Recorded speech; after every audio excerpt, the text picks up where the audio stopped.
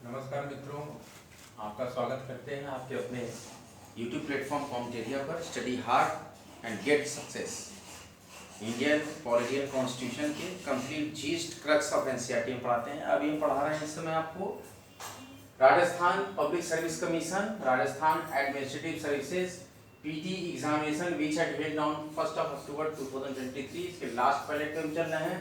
Question 150 है total, 139 question से हम आरंभ करने वाले हैं आज।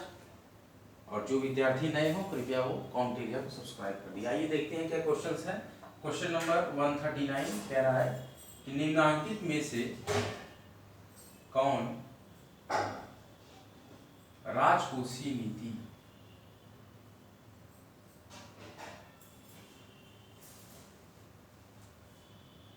का उपकरण नहीं है? उपकरण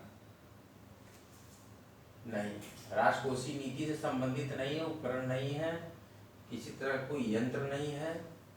तो ये है क्या कि ब्याज दर नहीं है। दूसरा ऑप्शन है, छोटा ही क्वेश्चन है, सार्वजनिक व्यय नहीं है।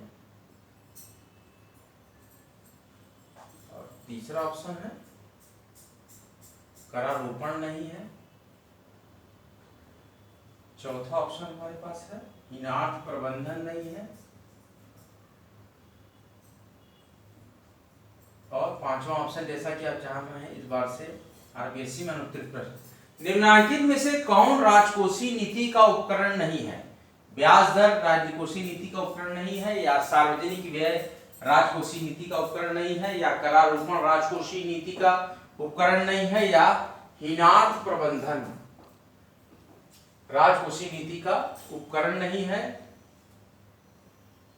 या अनुत्तरित प्रश्न है क्वेश्चन। देखिए, जो इंटरेस्ट रेट होता है, ब्याज दर, ये राजकोषीय नीति का उपकरण नहीं है। ध्यान रखिएगा। क्वेश्चन नंबर 139 का पहला ऑप्शन करेक्ट है। क्वेश्चन नंबर 140 बहुत ज्यादा एक्सप्लेन करने की जरूरत मेरे ख्याल से नहीं है, क्योंकि सार्वजनिक व्यय भी है, करारोपण भी है और हीनार्थ प्रबंध भी है। लेकिन ब्याज दर ये बैंकिंग की चीज है, इसको राजकोषीय नीति से कोई मतलब नहीं है। बैंक आपको ब्याज देता है, आप पैसा अपना वहां पे रखते हैं। क्वेश्चन नंबर 140, निम्न में से कौन सा उपाय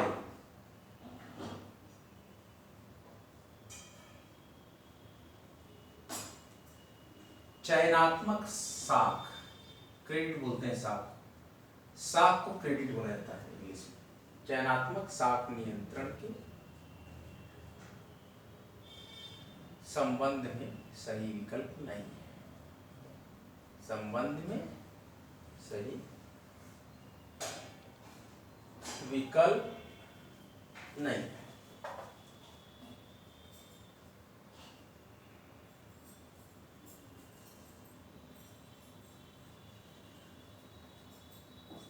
पहला है सरकारी प्रतिभूतियों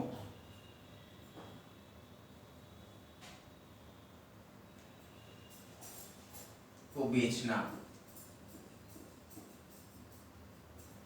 निम्नलिखित में से कौन सा उपाय चयनात्मक साख नियंत्रण के संबंध में सही विकल्प नहीं है? पहला है सरकारी प्रतिभूतियों को बेचना, दूसरा है उधार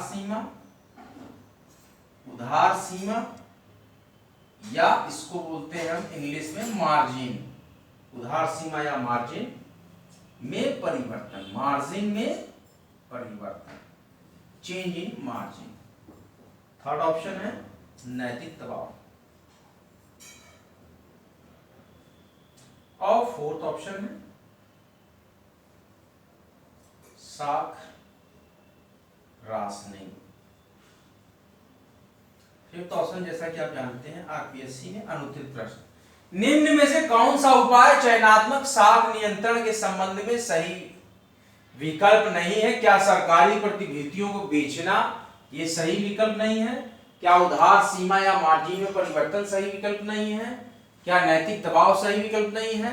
क्या साख राशनिंग सही विकल्प नहीं है? देखिए, सही विकल्प नहीं है सरकारी प्रतिभूतियों को बेचना, लेकिन सही विकल्प जो है उधार सीमा में परिवर्तन है, नैतिक दबाव है, साख राशनिंग है। तो चयनात्मक साख नियंत्रण के संबंध में सही विकल्प जो नहीं है कि सरकारी प्रतिभूतियों को बेचना, क्यों आप सरकारी प्रतिभूतियों को बेच देंगे? ऐसा कोई चयनात्मक साख का नियंत्रण का उपाय नहीं है हमारे पास। तो क्वेश्चन नंबर 140 का फर्स्ट ऑप्शन करेक्ट है। अब यहां से देखिए क्वेश्चन नंबर यहीं पे कर देते हैं 141, यहां से मैं स्टार्ट कर रहा हूं। ये 140 था।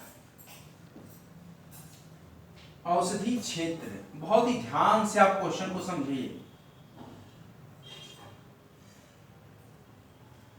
हर क्वेश्चन में ही उत्तर होता है। संबंध में, औषधि क्षेत्र के संबंध में निम्न में से कौन सा कथन सही नहीं है? कौन सा कथन सही नहीं है? पहला कथन है, देखिए यहां से आंसर स्टार्ट हो रहा है, जो हमारे पास ऑप्शन है, भारत वैश्विक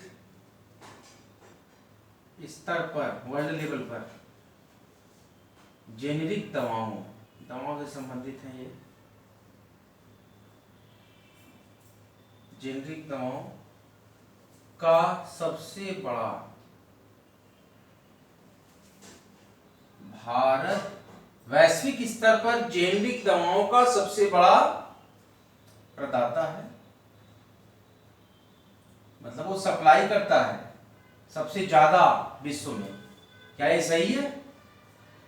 दूसरा, भारत सही नहीं है, बताना है।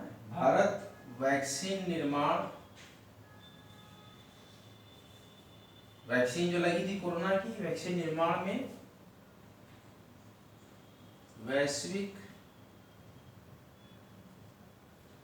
उत्पादन में 80% हिस्सेदारी रखता है,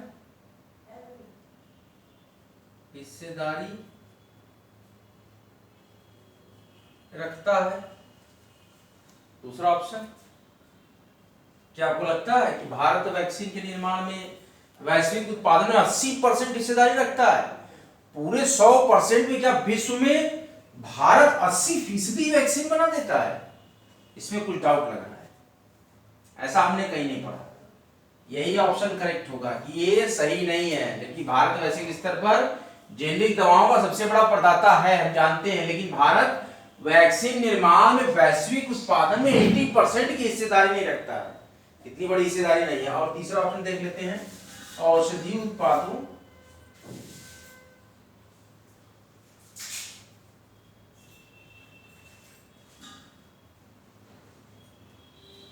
के उत्पादन में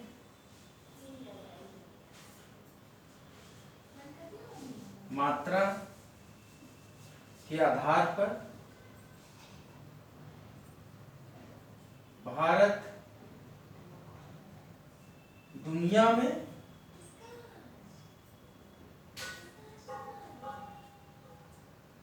तीसरे स्थान पर है।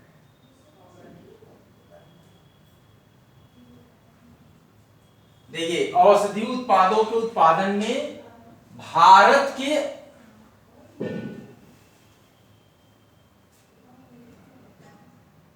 औषधि उत्पादों के उत्पादन में मात्रा के आधार पर भारत दुनिया में तीसरे स्थान पर है। आप देखिए चौथा नंबर,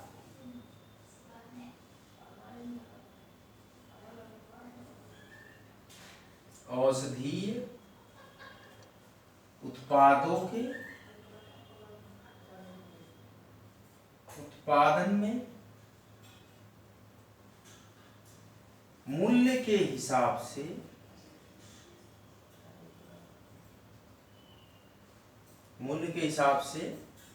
भारत, देखिए सारी बातें हम हिंदुस्तान की कर रहे हैं, भारत की, कि भारत दुनिया में 14वें स्थान पर है, 14। अब देखिए, और फिफ्थ ऑप्शन हमारे पास, जैसा कि आरपीएससी में इस एग्जाम से स्टार्ट हुआ है, अनुत्तरित प्रश्न। अब आप क्वेश्चन नंबर 141 समझ लीजिए क्या है कि औषधि क्षेत्र के संबंध में निम्न में से कौन सा कथन सही नहीं है। इनकरेक्ट स्टेटमेंट को आपको यहां पे जज करना है कि पहला स्टेटमेंट कहता है कि भारत वैश्विक स्तर पर जेनरिक दवाओं का सबसे बड़ा प्रदाता है। बिल्कुल सही बात है, भारत वैश्विक स्तर पर वर्ल्ड लेवल पर जेनेरिक दवाओं का सबसे बड़ा प्रदाता है। और सेकंड हमारे पास स्टेटमेंट है कि भारत वैक्सीन निर्माण में वैश्विक उत्पादन में 80% हिस्सेदारी रखता है। ये डाउटेबल है, हम अकेले ही कैसे 80% हिस्सेदारी रख लेंगे। हमारे विश्व में 200 से ज्यादा देश है और हम अकेले ही वैश्विक निर्माण में 80% हिस्सेदारी रख लेंगे। ये कुछ यहाँ पे डाउटेबल है, जो कि हमारे पास डेटा इनसफिशिएंट है। और यहाँ पे हम कह सकते हैं कि भारत वैक्सीन निर्माण में वैश्विक उत्पादन में अकेले ही 80% हिस्सेदारी नहीं रखता, तो सही नहीं है ये स्टेटमेंट। तो ऑप्शन नंबर 2 करेक्ट होगा। और भी ऑप्शन हम पढ़ लेते हैं, हालांकि 141 का ऑप्शन 2 ही करेक्ट आंसर है। और भी ऑप्शन दिए तो पढ़ लेते हैं कि औषधि उत्पादों के उत्पादन में मात्रा के आधार पर, अमाउंट के लेवल पर भारत दुनिया में तीसरे स्थान पे है। बिल्कुल सही, सही स्टेटमेंट चल रहा है। औषधि उत्पादों के उत्पादन में मूल्य के हिसाब से भारत दुनिया में 14वें स्थान पर, ठीक है। सबसे कम मूल्य किसी और देश में होगा, उससे कम मूल्य 14वें नंबर पे हम हैं, जो कि 14th स्टेज हमारी है कि हम मूल्य के आधार पे भी अभी 14वें नंबर पे हैं। फर्स्ट पे होते तो काफी सस्ती दवाइयां होती, लेकिन अभी भी हम 14th लेवल पे हैं। तो हमारा क्वेश्चन नंबर 141 का सेकंड ऑप्शन करेक्ट है। टोटल हमारे पास 150 क्वेश्चन है, जिसमें से हमने 141 क्वेश्चन कर लिया है। अब हम क्वेश्चन नंबर 142 से फिर स्टार्ट करते हैं। क्वेश्चन नंबर 142 से स्टार्ट करते हैं। देखिए क्वेश्चन नंबर 142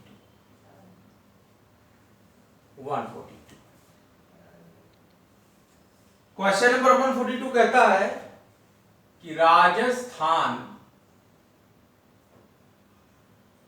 की मुख्यमंत्री, सीएम ऑफ राजस्थान, लघु उद्योग,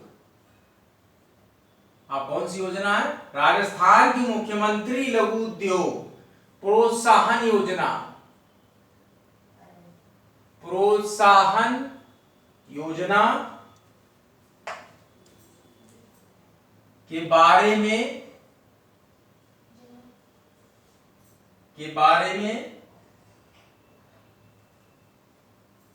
निम्न में से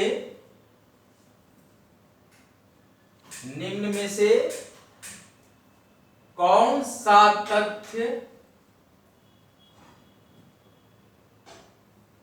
सही नहीं है?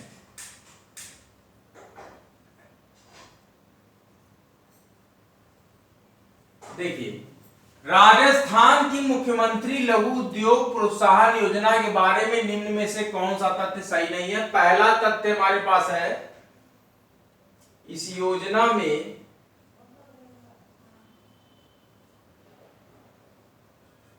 लघु क्षेत्र के उद्यमियों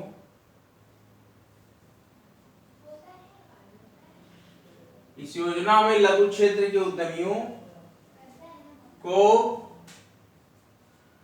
10 करोड़ तक, ध्यान से सुनिए, 10 करोड़ तक के ऋणों पर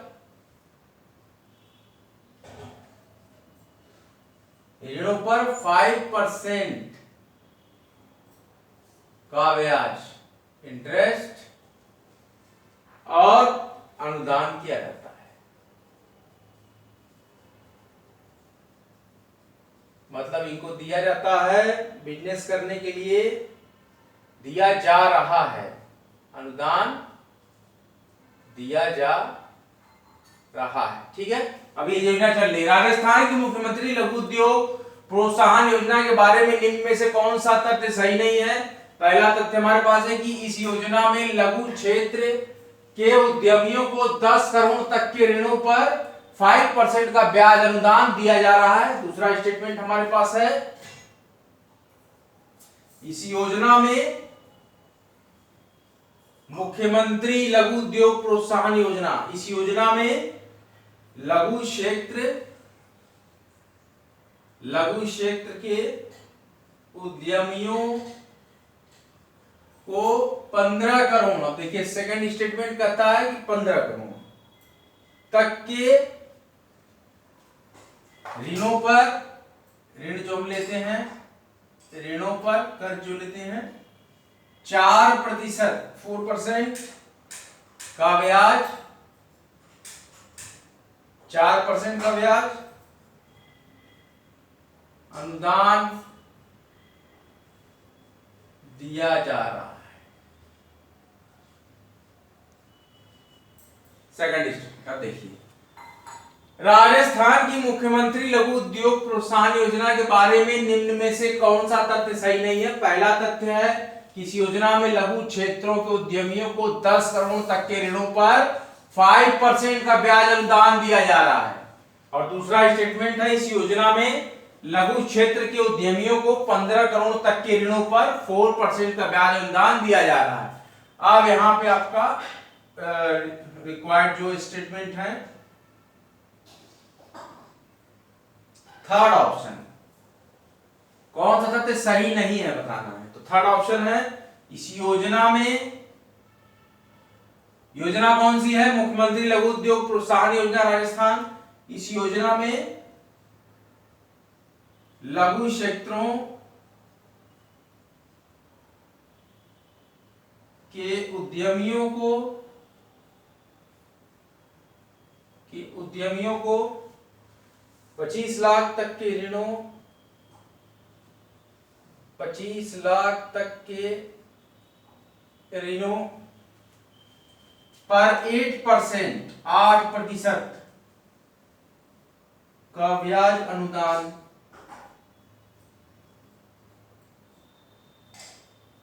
दिया जा रहा है।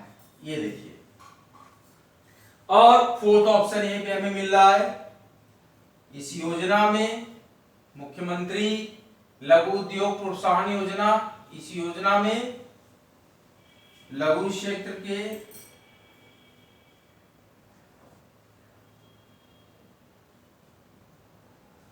उद्यमियों को 5 करोड़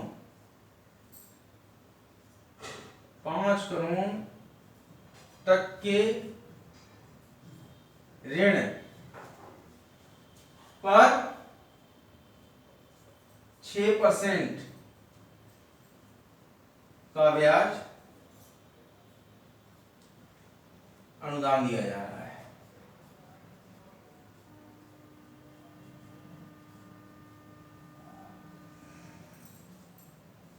हो गया। और फिफ्थ ऑप्शन जैसा हमारे पास है, जैसा चला आ रहा है आरपीएससी में, अब इस बार से क्वेश्चंस में अनुत्तरित प्रश्न, राजस्थान की मुख्यमंत्री लघु उद्योग प्रोत्साहन योजना के बारे में निम्न में से कौन सा तथ्य सही नहीं है। पहला तथ्य है कि इस योजना में लघु क्षेत्र के उद्यमियों को 10 करोड़ तक के ऋणों पर 5% का ब्याज अनुदान दिया जा रहा है। ये स्टेटमेंट सही है, तो ये आंसर नहीं होगा, क्योंकि जो इनकरेक्ट स्टेटमेंट है वही हमारा आंसर हुआ क्वेश्चन नंबर 142 का। सेकंड कह रहा है इसमें स्टेटमेंट कि इस योजना में लघु क्षेत्र के उद्यमियों को 15 करोड़ तक के ऋणों पर 4% का ब्याज अनुदान दिया जा रहा है, जो कि बिल्कुल गलत है, तो यही आंसर सही होगा। और भी ऑप्शन पढ़ लेते हैं। इस योजना में लघु क्षेत्रों के उद्यमियों को 25 लाख तक के ऋणों पर 8% का ब्याज अनुदान दिया जा रहा है, जो कि करेक्ट है। फोर्थ ऑप्शन है, इस योजना में लघु क्षेत्र के उद्यमियों को 5 करोड़ तक के ऋण पर 6% का ब्याज अनुदान दिया जा रहा है, ये भी स्टेटमेंट करेक्ट है। तो इसमें एक ही स्टेटमेंट इनकरेक्ट था, जो कि तथ्य सही नहीं था कि इस योजना में लघु क्षेत्र के उद्यमियों को 15 करोड़ तक के ऋणों पर 4% का ब्याज अनुदान दिया जा रहा है। क्वेश्चन नंबर 142 का सेकंड ऑप्शन करेक्ट है। 142 क्वेश्चन का सेकंड ऑप्शन करेक्ट है।